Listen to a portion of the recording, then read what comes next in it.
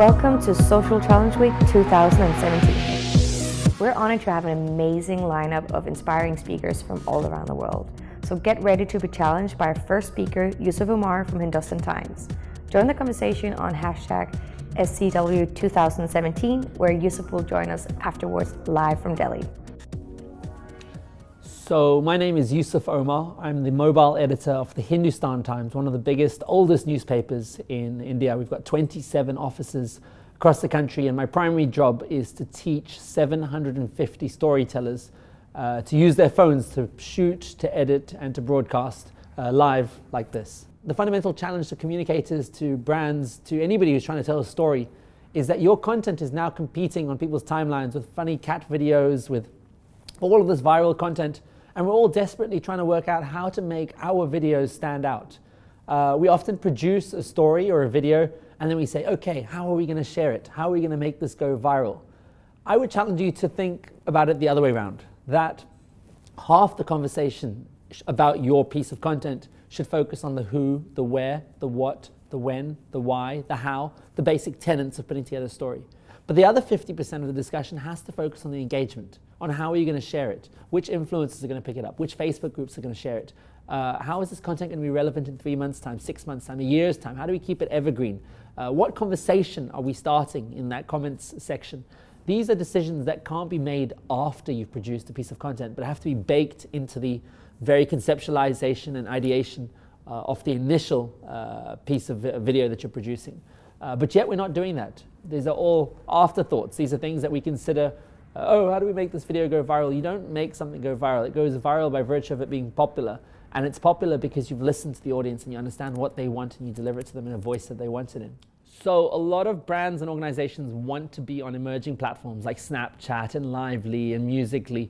But I think I challenge you to come up with a purpose or a strategy of why you're there. I was recently in New York and I met the Wall Street Journal. And this is a newspaper that is so archaic that during 9/11, when the Twin Towers went down, they didn't even have pictures on the front page of their newspaper. Today, they're the first newspaper in the US to be in the Discover section of Snapchat. And their strategy is that one day the 14-year-old girl who's on Snapchat will go on to buy or get a subscription to their paper. That's their strategy. What's your strategy for being on emerging platforms? Why are you there? What do you intend to do with it? Especially with the Wall Street Journal, the average reader is a 50-year-old man, and their Snapchat user is a 14-year-old girl. There's a huge disparity between the two. I think no organization can see themselves as being too serious or too credible to be on any social media platform. It's about finding your voice in that space. And there's so many great examples of how Taco Bell, for example, have partnered with influencers to be able to promote their brand on Snapchat. Or if we look at LACMA, the LA Contemporary Museum of Art, very serious and historic legacy institution who are able to take pieces of art of Leonardo da Vinci against the wall and put dad bod on his stomach, being playful, being arty. I think any emerging communications technology that comes about, its first commercial application is almost always storytelling and then almost always news and the delivery of news. So if you're an agency or a marketing brand or even a newspaper or a media house, you need to regard any new platform as either an opportunity or a threat. And hopefully be able to look beyond the gimmicks of those platforms and find the tools to allow you to tell better stories. In our case, we are covering India, which is a massive country, and so many stories that are so delicate. And specifically with sexual abuse, we used Snapchat face filters so people could swipe across and find filters to hide their identities, and so they could tell their stories about being sexually abused and being raped. An app made famous for young people sharing nudies and very trivial stuff was used for quite a serious application. And there's loads of those opportunities if you can look beyond the gimmicks and see the opportunities. Okay, so here's 3 ways that you can potentially increase your engagement and your ability to listen to your audience and produce better content.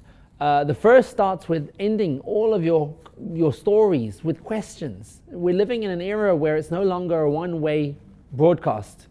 You're not projecting your message onto the world, but rather having a conversation.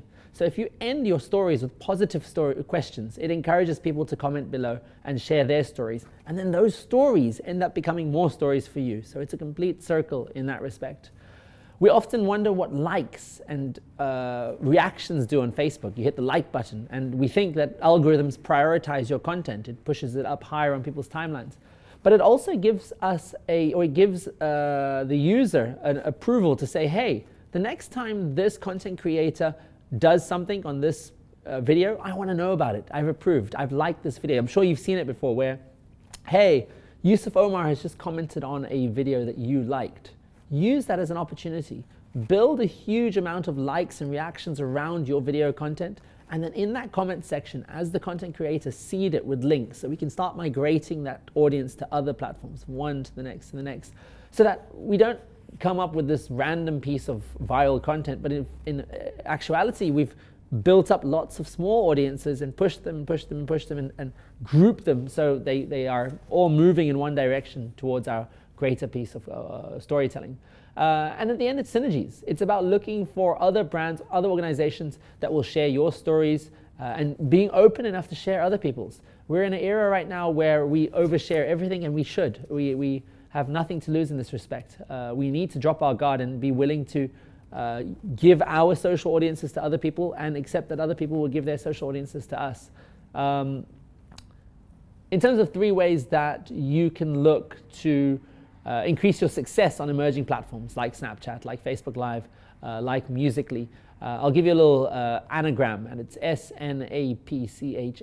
S for strategy. Have a strategy and a purpose to be there. What is your role? Why are you there? N for niche. Provide them with content in these platforms that they won't get anywhere else, that they won't find on your YouTube or your television commercial or your newspaper. They've gone all the way to your page and actually clicked on your name, so reward them with something original. A for art, be arty. You have an incredible opportunity to draw and to put emojis and to play. We need to stop taking ourselves so seriously. Even the most sensitive subject matter, like how we covered sexual abuse, can be told with these apps like Snapchat if you use the arts for what they are. Effectively, all you have is a blank vertical canvas in a mobile phone, and with that you can do whatever you want. P for personality. If you are going to engage in social media platforms today, you need to have personality. This is not television, head and shoulders, hello, I'm an anchor coming to you live. No, it's far more organic. You're holding the phone out, you're engaging with people, you're looking at them in the eye, and you're talking to them on a first name basis. C is for consistency. Nowadays, all of the social media platforms that are coming up, whether it's Instagram live stories or Periscope, they're almost ephemeral. They're here and now, and then these pieces of content get buried in people's timelines and we don't care about it tomorrow. So you've got to be consistent. You've got to be there absolutely every single day. You can't be there today and not be there for 6 months to come. H is for hype. If I'm doing a documentary that's coming out in a month's time, I build an audience on Snapchat that follow the entire production process, the journey of building that story, so that by the time that documentary comes out, I've got a passive group of people that are ready to migrate, that are ready to come with me on that journey and experience the next piece of content. So use social media platforms to build up hype around a product, around a service, around a story that you're waiting to tell. You don't have to wait for that one documentary to come out. That backstory behind producing all that, that is the story, and that's potentially as interesting as the actual story itself.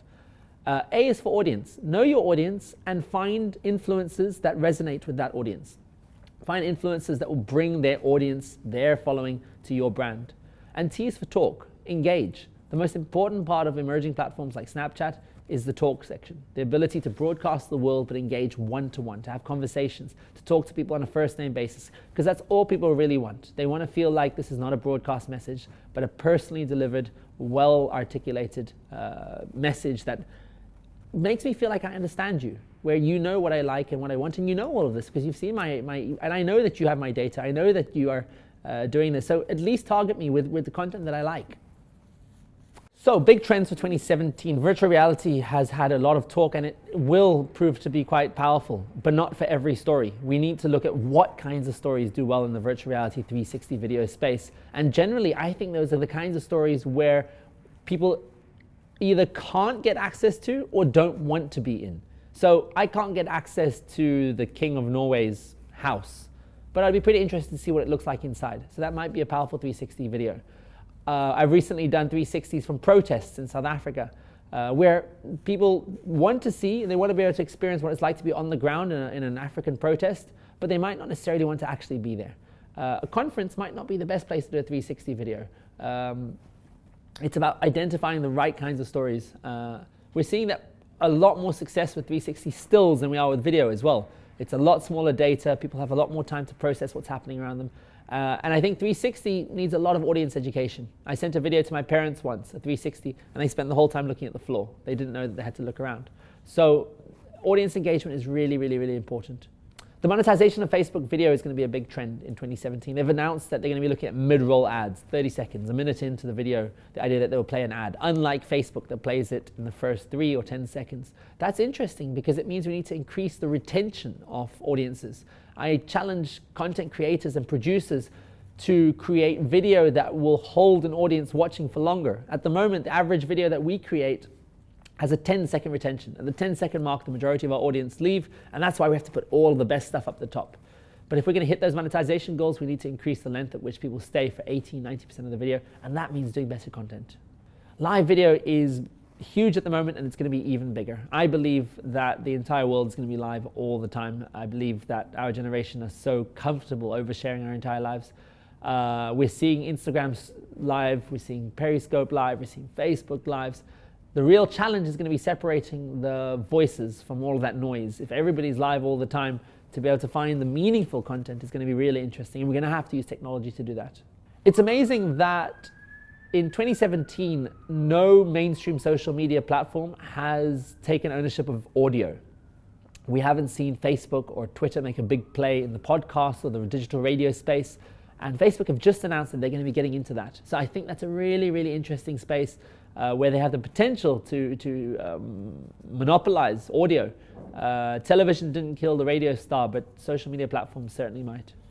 Social bots are really interesting. If you watch the advert from Mark Zuckerberg showing his artificial intelligence home with Morgan Freeman as the voice, he operated his whole house from the messenger. And increasingly, messengers are becoming the means of controlling our tools and also engaging with the world. If you have the Quartz app, for example, Quartz, you can have a conversation with the news. They say, hey, good afternoon. Did you hear what Trump said today? And I say yes or no, and it gives me more information, and it learns me. It's machine learning. So hopefully, eventually, it will stop giving me Trump stories if I say no to a Trump story 5 times. But the application for bots in the chat space are going to be quite incredible. If I want to tell one of my friends, hey, I'll meet you at the mall at 7 o'clock, a bot should be able to pick 7 o'clock and put it into my calendar. It should be able to say meet you and say, hey, do you want to Uber? And it should take me to the mall. We are effectively going to have artificial intelligence or personal assistants in our pocket, and I think that's a good thing. So we've learned one thing. Our generation are totally ad blind. We can't wait to hit the skip button on YouTube videos, and we don't look at the banner ads and the side ads on home pages. So organizations are going to have to find more creative ways of monetizing their content, whether that means putting it behind paywalls, where you have to pay to watch good quality content, which I don't think is going to work in many scenarios, because my generation have never been used to paying for anything on the internet. We get everything for free. Content marketing has to be king. The idea that organizations are going to have to, and media companies are going to have to partner with brands and do sponsored content. It has to be clearly labeled. This is sponsored, paid for by an organization. And traditional media organizations need to get a lot more comfortable with this idea. At the moment, they shy away from it. They say, that's not journalism, that's not news. But the ones that are successful, that are profitable, are embracing it. I've told you guys this whole time that comments and engagement is the key to good content. I mean, the more people that are talking about a video on YouTube and Facebook, the more these platforms prioritize it. They say, hey, lots of people are talking about this, it must be important, let's push it up on people's timelines. Having said that, organizations like Vice have recently banned their comments section, because comments often lead to hate speech and bigotry and all these nasty racism. And one of the big discussions in 2017 is going to be about, do we keep or lose the comments section behind our content? And for me, we've got to keep it. If we stop talking, for me, isolation kills empathy, and engagement enhances consciousness and be able to relate to each other. So losing the comments, losing the dialogue is a terrible thing. Polls are playing a big part in social media in 2017. We're seeing all sorts of apps that are launching the ability to do live polls. And this is really interesting, because if we've seen traditional polling techniques have failed, If we look at the ability of the pollsters and the pundits to predict the Trump elections, they all got it horribly wrong. But what if we could use Facebook? What if we could use platforms that are in everybody's hands to poll them in real time and get a sentiment about how they're feeling, not just about which candidate, but in the moment, during a debate, where their allegiances lie. And finally, print is not dead. I think in the West, in Europe, and in North America, newsrooms are shrinking and newspapers and magazines are closing down. But if you look to the East, if you look to India, we're seeing double-digit growth in newspaper circulation. More people are becoming affluent, more people are learning to read, and we're not going to see the death of print in 2017. If you asked me a year ago whether you should launch a homepage for your brand, I would have said never. There's no point. You might as well put it on a distributed content environment like Facebook and let them take care of spreading that, because they do such a great job of it. In 2017, we're seeing something happen. We're seeing people go back to homepages, go back to .coms, because they feel like they're being held ransom by these algorithms of Facebook that they have no control over, that one day they're hot, the next day they're not, and they've got no control over their content or the analytics that they get from it. I think people are going to go back to websites and .com strategies, but if they do, the challenge for you, the challenge for content creators is to produce a website experience that's as good as a social media platform. Your website should feel and look and respond as quickly and as fluidly and have the same sharing options as a Facebook, as a YouTube. That's the challenge to you. So guys, this is Yousef Ouma, SA on Twitter, Snapchat, Instagram, Facebook, everything. You can follow this discussion on around the social challenge week. Hashtag SCW2017 is where you can find all of the discussions around this kind of content. I'm just one person, but there's lots of far smarter people that are engaging around this topic. Ask your questions and we're going to answer them in real time. This is live and we want to hear from you. It's all about the conversation. It's all about the engagement. So let's hear your questions.